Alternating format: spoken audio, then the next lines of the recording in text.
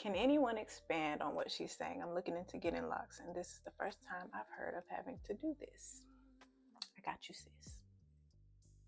So separating locks, particularly micro locks, is very necessary because when our hair grows, usually it like to grow together like this.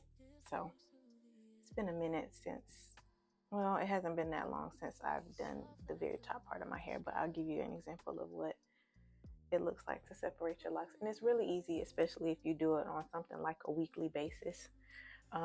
If you're a person who goes long lengths of time in between your retightenings, it is very necessary. If you're a person who does not have almost any length of time in between your retightenings, you probably don't need to do it as often. For a person who does 6 to 7 weeks, you should probably definitely be doing this. So all you're doing is you're taking a section of hair, and really you want to do it to your whole head, but you want to section off some hair. Take one lock, pull it away from the lock that's next to it, and you want to do that for every single lock. You want to make sure there's no growing together or combining. And really, combining is something totally different, but you want to make sure they're not growing together, and that's called marrying, when they kind of just come together because they haven't been manipulated at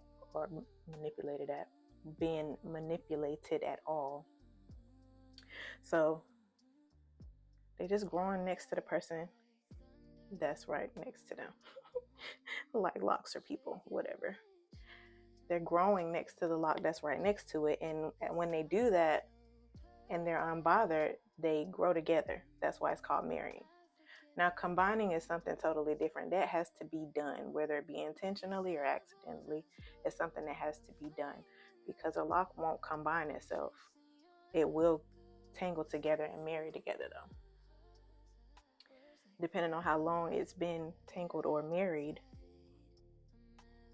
that's going to depend on the type of work you're going to have to do to separate it or to get it separated. These haven't been retied that long, maybe a month, possibly 6 weeks. I don't know.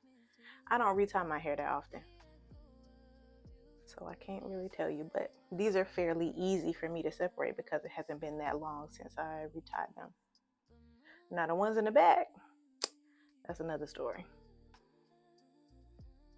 So anyway, all you're doing is separating the locks so that they don't grow together and have to be pulled or cut apart upon your next retightening. So that's really all that is.